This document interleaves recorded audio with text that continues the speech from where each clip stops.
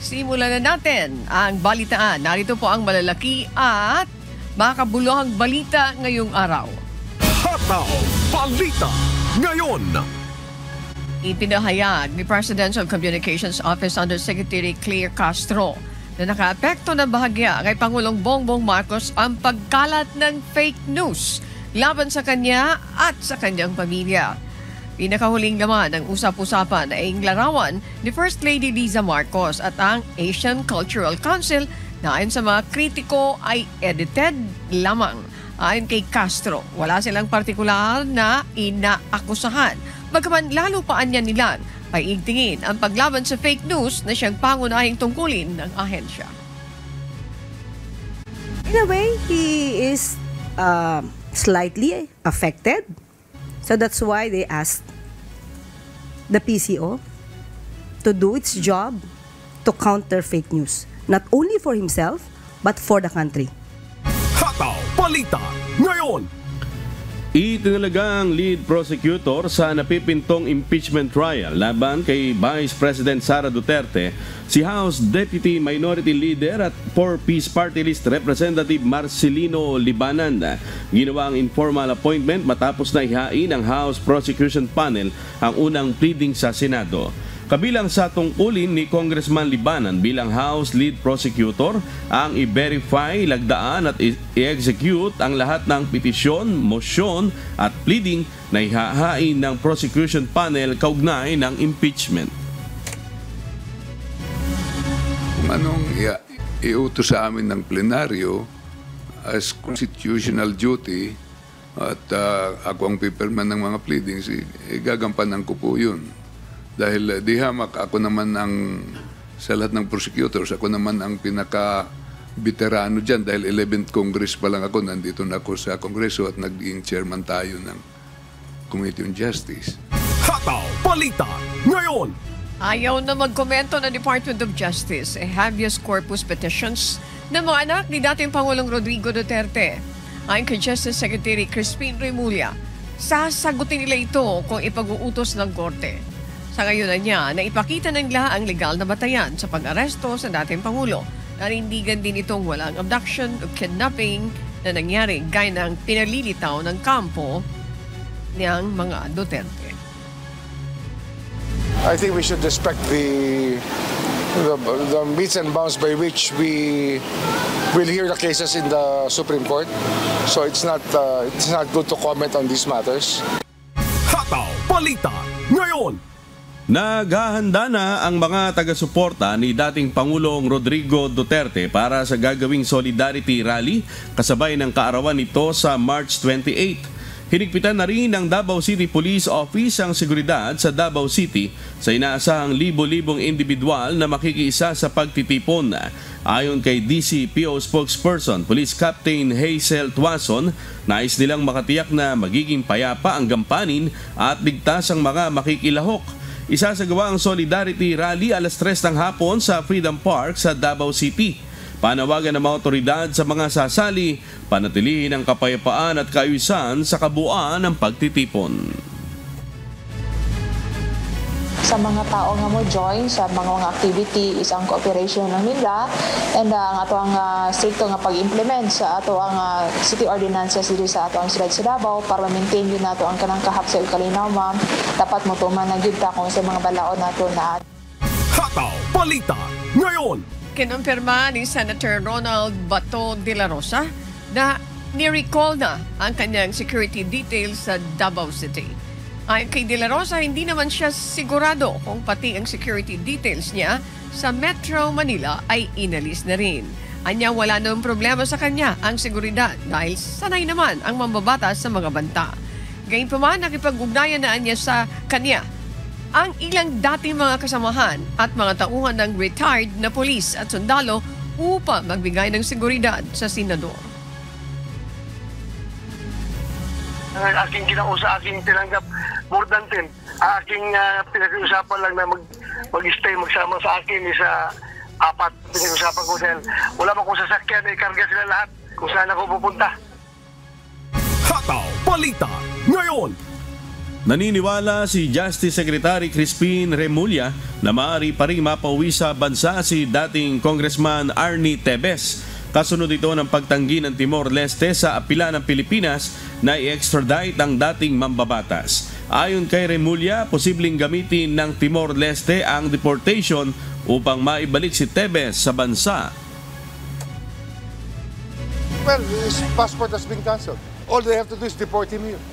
That's all they have to do. Hataw Balita ngayon. Naglabas naman ng show cause order ang Land Transportation Office laban sa driver at may-ari ng dump truck na bumangga sa 16 na concrete barrier sa EDSA Bus Carousel. Nais ng LTO na pagpaliwanagin ng driver at may-ari hinggil sa nangyaring insidente. Iniimbestigahan na ng ahensya kung saan ba ng aksidente ang kapabayaan ng driver o ang labis na oras ng trabaho nito. Pansamantalang sinuspindi ng LTO ang lisensya ng driver sa loob ng 70 araw habang nagpapatuloy ang investigasyon.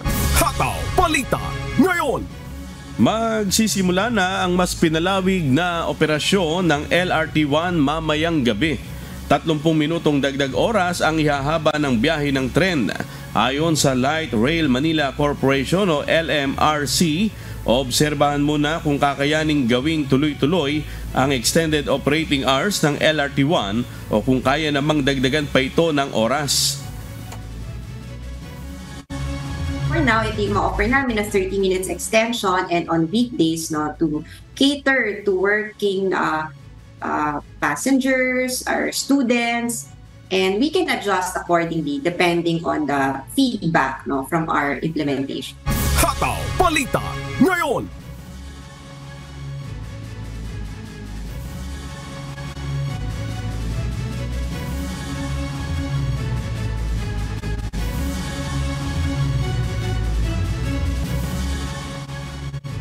Magsisimula na ang mas pinalawig na operasyon ng LRT1 mamayang gabi. 30 minutong dagdag oras ang ihahaba sa biyahe ng tren. Ayon sa Light Rail Manila Corporation o LMRC, obserbahan muna kung kakayaning gawing tuloy-tuloy ang extended operating hours ng LRT1 o kung kaya namang dagdagan pa ito ng oras.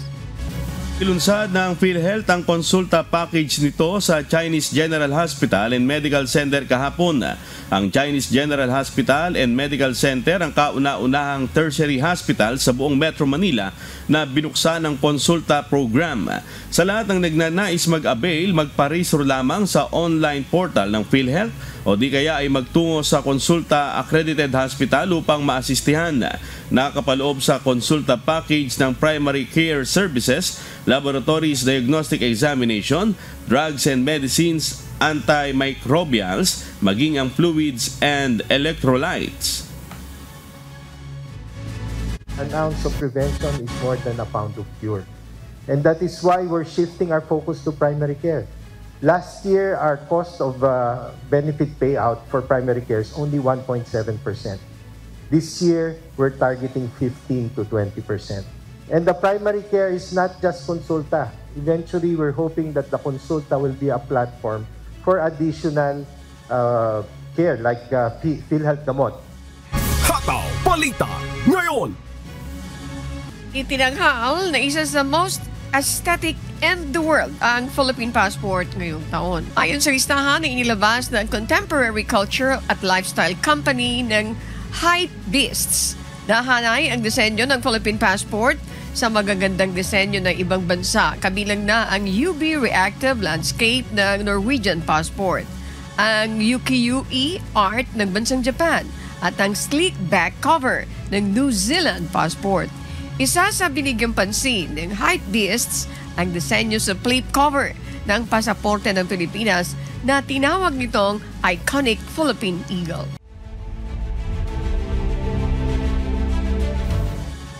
Po sa mga balita sa iba't ibang panig ng mundo, narito po ang ating global correspondent na si Sunny Cos mula sa Houston, Texas, USA. Magandang umaga, amigo Sherwin, Miss Annie at mga kasangbahay. Inaasahang maitatala ang record-breaking na utang ng Australia sa paglabas ng federal budget ngayong taong 2025. Ito ang humahataw na balita ni Early Briones. Hataw Balita ngayon. Ipinahayag ni Australian Treasurer Jim Chalmers ang responsableng pamamahala ng ekonomiya ng gobyerno sa paglilimita nito sa gross debt ng bansa sa $940 billion sa taong 2024 hanggang 2025. Bagamat mas mataas ito sa $906.9 billion noong 2023 hanggang 2024, ay mas mababa naman ito kaysa sa inaasahan sa fiscal update noong huling halalan ng taong 2022. Ang utang ng Australia ay bahagya pa ring mababa kumpara sa natitirang bahagi ng mundo. Subalit inaasahan ang paglaki nito habang tumataas ang pampublikong paggasta, pagkawala ng pansamantalang pagtaas ng kita at pagtaas ng GDP sa 37%. Ang pagtaas sa pressure sa budget sa hanay ng depensa, healthcare, aged care, at National Disability Insurance Scheme o NDIS ang ilan sa mga tinitinang dahilan ng pagtaas ng budget deficit. Kaya naman ayon sa ilang ekonomista, kinakailangan ng tax reform upang balansehin ang budget sa bansa. Early Briones, humahataw sa balita ngayon. Hataw Balita ngayon. Ipinangako ni Treasurer Honorable Dr. Jim Chalmers na magiging makabuluhan at substantial ang 2025 federal budget dahil sa cost of living relief para sa mga Australian. Ito ang humahataw na balita ni Danny Delieva. Hataw Balita ngayon. Sa paglalatag ng 2025 federal budget ni Treasurer Honorable Dr. Jim Chalmers, inihayag niya na ang magiging sentro ng federal budget ng bansa ay para sa pangkalusugan ng kanilang mga mamamayan. Kasama rito ang $25 PBS medicines, free GP treatments sa ilalim ng Medicare, rebate sa bawat energy bill at magkakaroon din ng pagbababa sa singil sa tax sa susunod na 2 taon. Our plan to rebuild living standards starts with cost of living help and wages growth. It includes more hip pocket help for households, 2 new tax cuts for every taxpayer, more energy bill relief, increasing wages and reforming non-compete clauses, more bulk billing and cheaper medicines, student debt relief, and a fair go for families at the checkout and for farmers at the farm gate. Ipinaliwanag din ni MP Jerome Laxal sa kanyang post sa X ang patungkol sa pagbawas ng tax sa Australian student loan, maging ang magandang balita patungkol sa pagkuha ng house property sa bansa. Have student debt? Well, 23,800 people in Bennelong do. You'll get a 20% reduction in your balance, which will save the average New South Wales HECS debt balance by more than $5,700. We're also making home ownership more achievable by expanding Help to Buy. This is something I've been really passionate about. The income caps are now increasing to $100,000 for singles and $160,000 for couples, whilst also lifting the price cap of the property to $1.3 million. This is the shared equity scheme, which means you can buy your house with a lower mortgage with help from the government.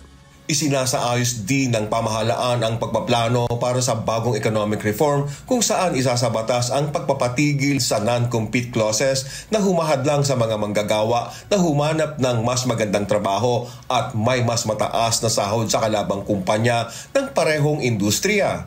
Ayon sa Australian Bureau of Statistics, 1 sa 5 manggagawa ay nasa ilalim ng non-compete clauses. Kalahati naman sa labor force ng bansa ay mayroong restraint clause sa kani-kanilang kontrata na siyang nagiging problema kapag lumipat sila ng trabaho.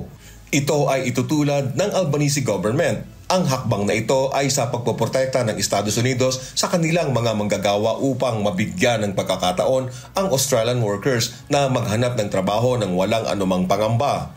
Ang ban sa non-compete clauses ay hindi lamang para sa mga manggagawa ng gobyerno, ito ay para sa lahat. Danny Delieva, humahataw sa balita ngayon. Hataw Balita ngayon. Nire-review ng administrasyon ni US President Donald Trump kung paano nakapasok ang magazine editor sa group chat ng kanyang national security team.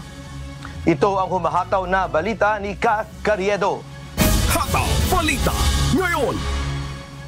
Nagsasagawa na ng investigasyon ng US White House tungkol sa security breach na nangyari noong March 13, kung saan aksidenteng naidagdag ang editor-in-chief ng The Atlantic magazine na si Jeffrey Goldberg sa isang group chat kabilang ang National Security Team members ng US administration. Ang chat na isinagawa sa encrypted messaging app na Signal ay naglalaman ng mga sensitibong impormasyon na naglalahad ng mga plano sa militar tungkol sa mga armas, target at oras. Kabilang dito ang mga plano ng airstrike laban sa mga Houthi militants sa Yemen. Ang insidente ay nagdulot ng kritisismo mula sa mga Democrats na itinuturing itong isang paglabag sa pambansang seguridad, habang ang mga Republicans ay may halo-halong reaksyon.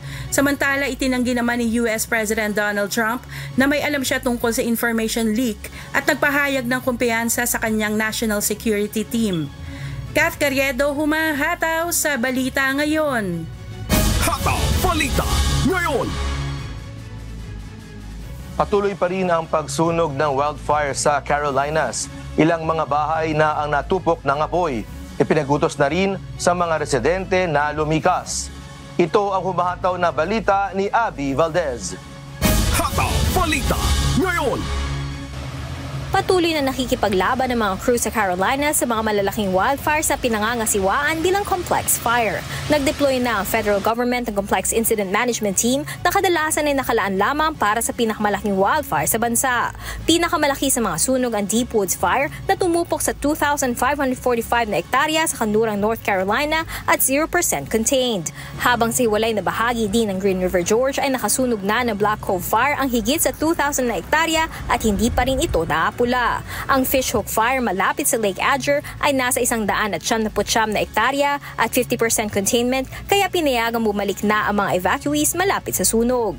Nagdeklara ng state of emergency si South Carolina Governor Henry McMaster dahil sa 1,300 na hektaryang sunog sa Table Rock sa Pickens County na 0% ang containment. Nasusunog din ang isa pang malaking wildfire malapit sa Persimmon Ridge sa Greenville County, South Carolina. Nagsimula ito noong Sabado at lumaki sa higit sa 800 na hektarya na walang containment. Abby Valdez, humahataw sa Balita Ngayon.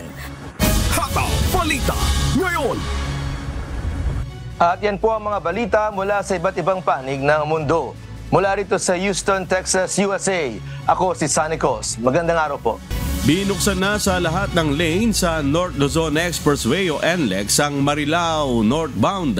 Bandang 1:00 na umaga kanina nang muling buksan ang kalsada matapos pansamantalang isara dahil sa ginawang pagkukumpuni. Nasira ang bahagi ng tulay nang sumabit ang isang truck kamakailan. Ayon sa NLEX Corporation, mananatili ang mga supporting steel poles sa ilalim ng Marilao Bridge habang tinatapos pa ang proseso ng pagkumpuni sa tulay. Kaugnay sa balitang yan, amigo Sherwin, makakapanayam natin ngayong umaga ang head ng traffic operations ng NLEX Corporation na si Ginoong Robin Ignacio. Magandang umaga po sa inyo, Ginoong Robin, at maraming salamat sa pagkakataon na makasama namin kayo ngayong umaga. Yes, ma'am. Good morning, Ma'am Annie and amigo Erwin. Good morning din po sa ating mga taga-subaybay. Ito ang unang tanong ko po sa inyo. Paano nakapasok sa NLEX ang truck na bumangga sa Marilao Bridge noong March 20 at nagdulot po ito ng matinding trapiko? Imagine. Dami, left and right yung mga komentaryo dito. Sige po, sagutin niyo muna po ito, Ginoong Ignacio, please. Thank you. Yes, ma'am. Apo, unfortunate po, madaling araw. Unang-una po, paumanhin po dun sa talaga mga ating mga motorista na naapektuhan po mula pa po nung Miyerkules ng madaling araw. At ito nga po, pumasok po ito sa may Karuhatan Toll Plaza. Apparently galing po ito ng R10 area. At dun sa Karuhatan Toll Plaza, meron po tayong 6 na lanes doon. Yung pong 3 lanes na outer lanes ay yun po yung mga nakalaan pa sa truck.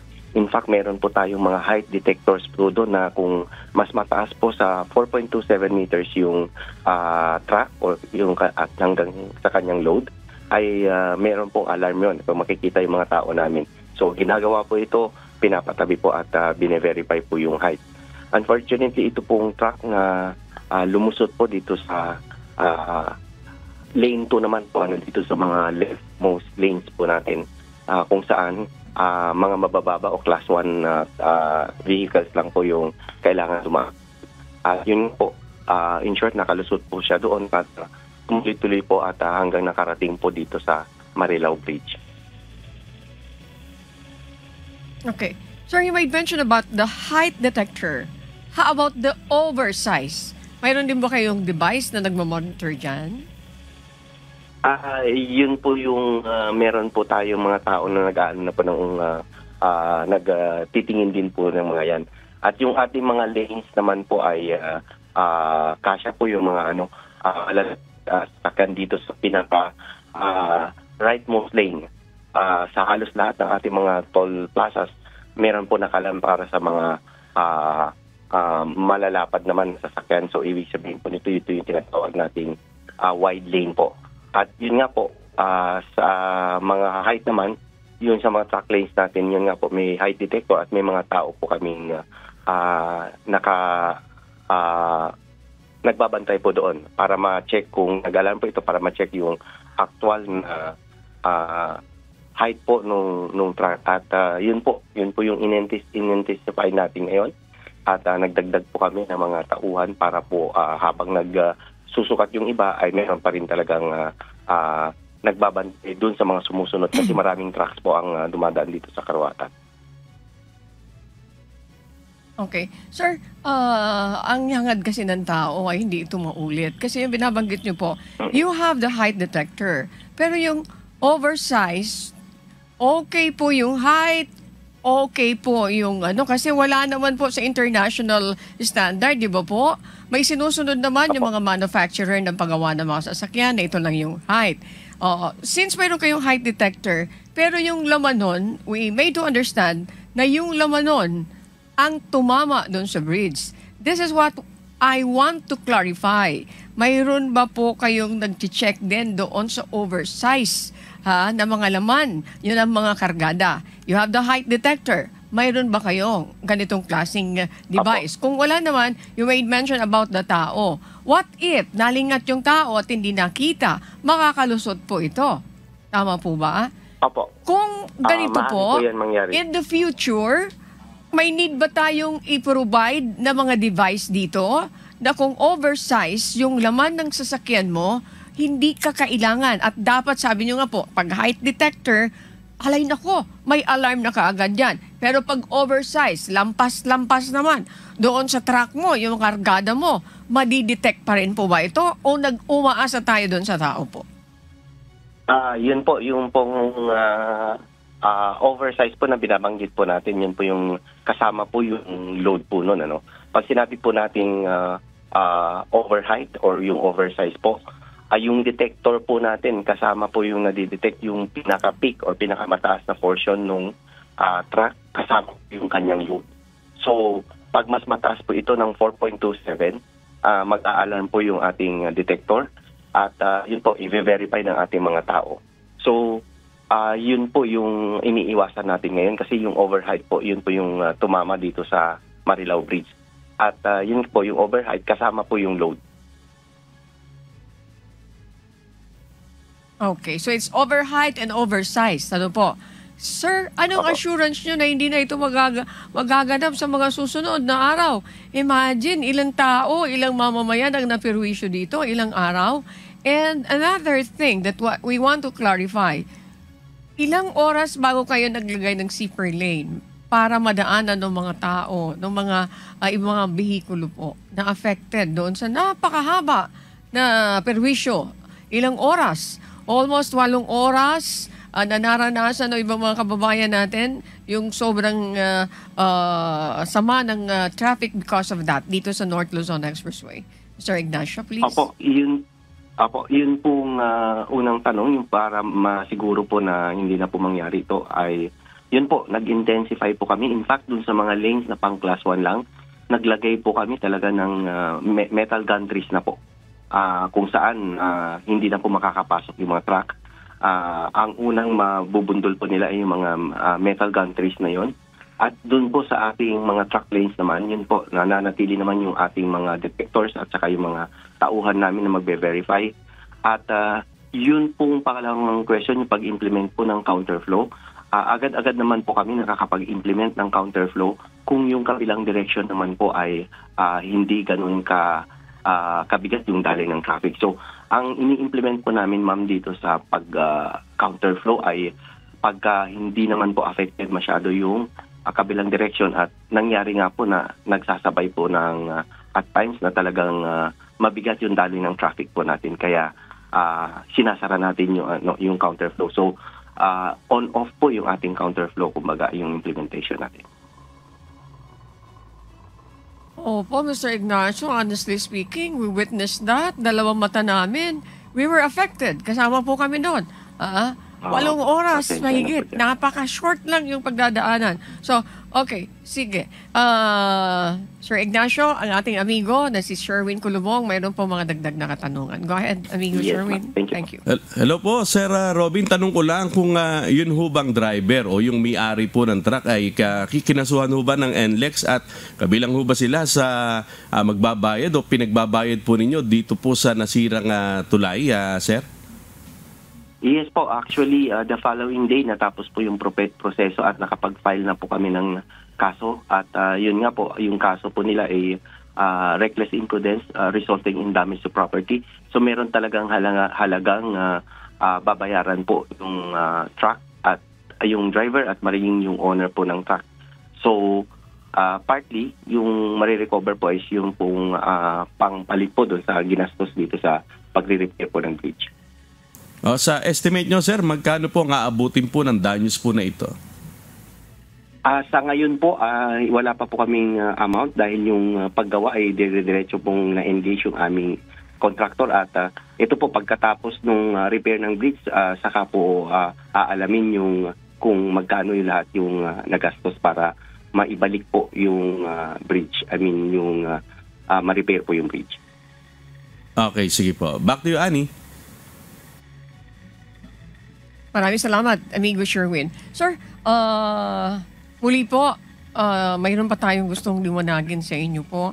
In the future po ba, kasi kung hindi ako nagkakamali, may standard tayong sinusunod bago palabasin yung mga truck, mga malalaking truck na yan, kasama na yung mga loads na yan, anuman ang load na dala-dala ng isang trailer, ng isang truck, heavy truck, bago ilabas yan, may tinitimbang po yan. Okay, tinitimbang yan. I do not know dito po sa NLEX ko in the future, para hindi na makapasok yung mga hindi karapat-dapat at nagbabiolate dyan, doon pa lang sa bungad, mayroon na po kayong mga maliban doon sa height detector. Ano pa bang mga klaseng device ang kailangan nyo para doon pa lang may stop niya ninyo o oversize kayo. Yung height ninyo, dahil may mga modification kayo ginawa doon sa mga truck ninyo, hindi kayo pwede dito. Do you have plans to have that in the future? And what is the international standard? Sa ibang bansa, mayroon bang ganito? I'm sure mayroon ganon. Dito po sa NLEX, mayroon pa ba kayong plano na magkaroon ng ganong mga device to avoid the future accidents and fatalities at the same time and the future? Opo, ang ano po natin, marami pong entries para dito sa expressway. Ano po, unang-una dito po sa identified natin talaga na pinapasukan ng mga malalaking trucks at yung kanilang load ay may mga gantries po. Ano po, naglagay na po tayo ng mga gantries kung saan yun po, doon po sila babangga kung talagang mataas po sila. Hindi nila sinunod yung maximum height limit. At ganun din po, doon naman po sa mga mabibigat na trucks, meron po tayong mga teams na nagtitimbang po para lang po hindi sila lalagpas doon sa 13.5 tons per axle na tinatalaga ng ating batas. So, despite of all this implementation po, talagang challenge po at times sa amin, pero napakalaking din po, napaka-importante yung kooperasyon ng ating mga motorista, lalong-lalo na itong ating mga trucker. Comply po yun. In fact, meron po kami mga ugnayan sa mga grupo nila. Meron kaming mga drivers education forum kung saan nilalatag po namin yung mga traffic rules and regulations at saka yung mga kung ano yung pwedeng pumasok dito sa expressway. So, sa ngayon, sa puntong ito, hinihiling ko po yung kooperasyon na sumunod po yung ating mga truckers, lalong-lalo na yung ating mga truckers na malalaki, na sa ating mga pinapatupad dito sa NLEX para naman po makatulong na maiwasan po natin ito. Okay. Kami po ay nagpapasalamat sa pagkakataon na nakasama po namin kayo ngayong umaga. Maraming salamat. Umaasa po ang mamamayan na sana hindi na ito maulit. Mr. Robin Ignacio, Traffic Operations Head ng North Luzon Expressway. Again, good morning and keep safe. Good morning po. Good morning po sa inyo.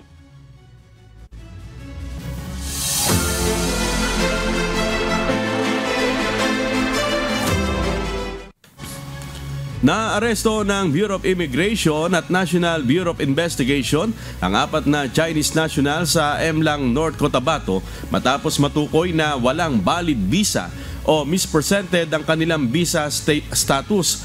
Nagtatrabaho ang 4 na Chinese sa isang manufacturing hub sa nasabing lugar. Sangkot din umano ang 4 sa fraudulent activities at smuggling operations.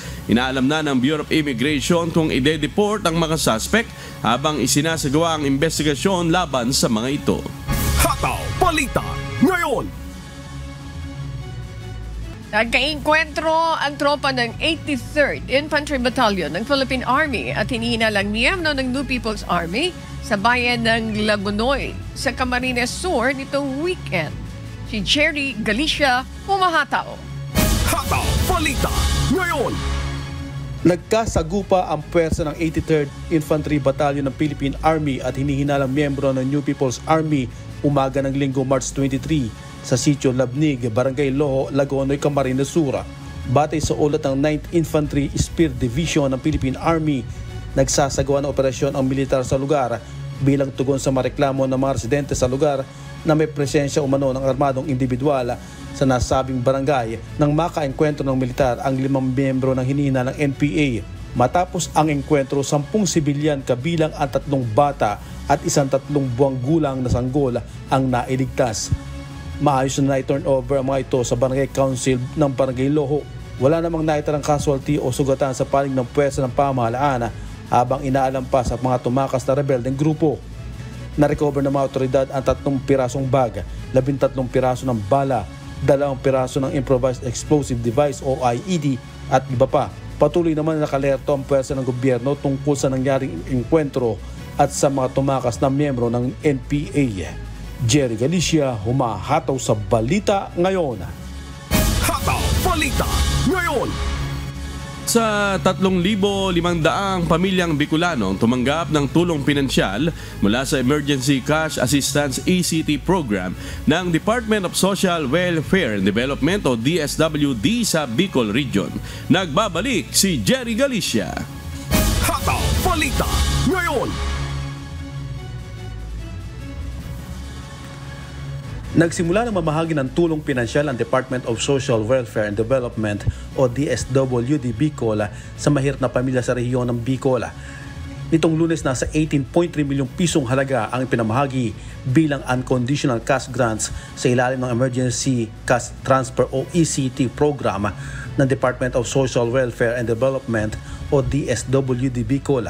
Ayon kay DSWD 5 Director Norman Laurio, nasa 3,563 pamilyang Bicolano mula sa lalawigan ng Sorsogon at Camarines Norte ang mga benepisyaryo.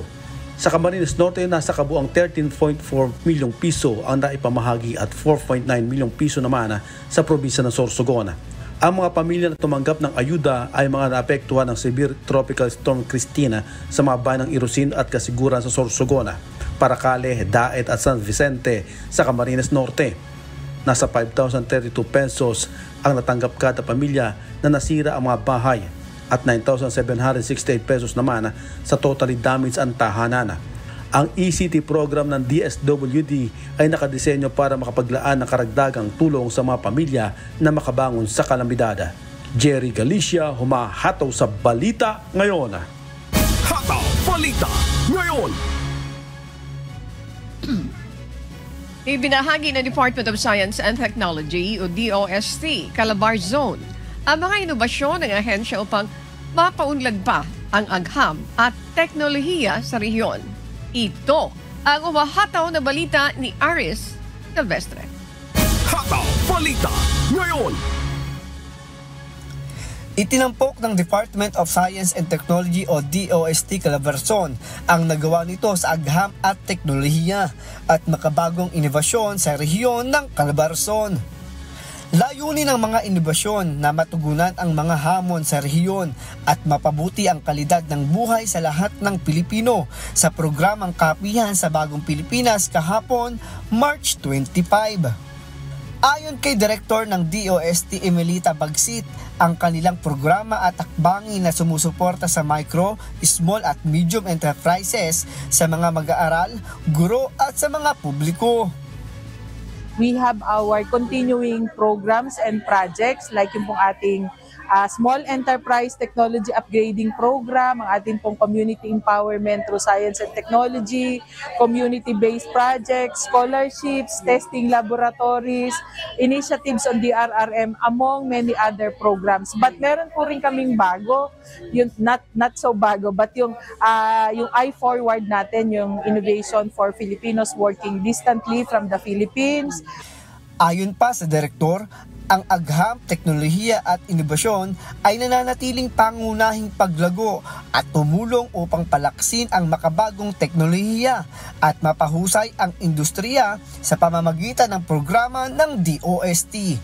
And yung isang kumbaga one-stop shop namin na kung saan makakasalamuhan nyo ang mga taga-DOST, ang ating pong mga academic at researchers, mga experts po doon sa ating pong Innovation Hub that we will be establishing sa atin pong lahat ng provincial SNT offices, and maybe in the future dun po sa aming mga partners, smart and sustainable cities and communities, makapagtayo din po kami nito. Kabilang ang mga programa sa scholarship ng SNT na ang nag-aalok ng suporta pang-edukasyon sa mga kwalipikadong mag-aaral, gayon din ang Smart City Hub program. Patuloy namang gagampanan ng DOST Calabarzon ang isang mahalagang papel sa pagsasakatuparan ng DOST sa pamamagitan ng pagpapatupad ng mga inisyatiba na hinihimok ng agham, teknolohiya at pagbabago. Ari Silvestre, humahataw sa balita ngayon. Hataw Balita Ngayon. Patuloy po namin kayong inaanyayahan sa isinasagawang mass indoctrination ng MCGI. Day number 3 na po tayo, mamayang alas 7 po ng gabi sa official MCGI social media accounts. Kabilang po ang MCGI channel, ang official YouTube channel ng Members Church of God International. Patuloy din po namin kayong inaanyayahan na makiisa sa Global Prayer for Humanity tuwing Lunes hanggang Biyernes alas 9:30 ng gabi. Ito po ay naka-stream ng live sa lahat ng MCGI social media accounts. Ang Global Prayer for Humanity ay bukas po sa lahat, anuman ang inyong relihiyon o lahi.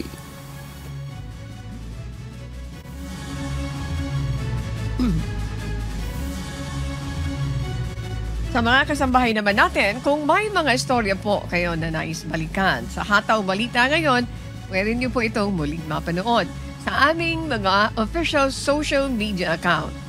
Magtungo lamang po sa UNTV News and Rescue YouTube channel at i-click ang subscribe button.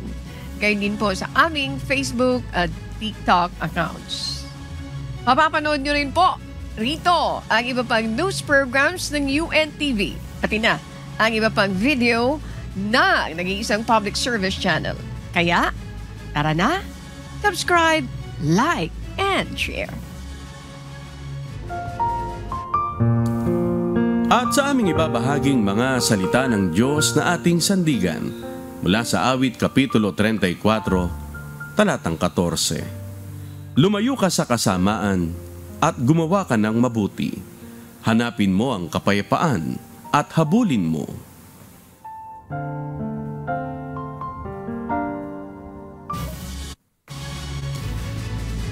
At yan po ang mga humahataw na balita ngayong umaga ng Miyerkules, ika-26 sa buwan ng Marso 2025. Ako po inyong amigo, Sherwin Kulubong. Maraming salamat, amigo Sherwin. Ayan, walang shout out. Nabi ni Adet kay amigo Sherwin. Thank you. Sa ngalan po ng lahat ng bumubuo ng UNTV News and Rescue, UNTV Radio La Verdad 1350, at ng ating mga correspondent mula sa Pilipinas at iba't ibang panig ng mundo. Ako naman po si Annie Rentoy. At dito sa UNTV at UNTV Radyo Libertad 1350, Diyos ang aming sandigan. Serbisyo publiko ang aming pinahahalagahan. Susunod na po ang Good Morning Kuya. Salamat po sa Diyos at magandang umaga.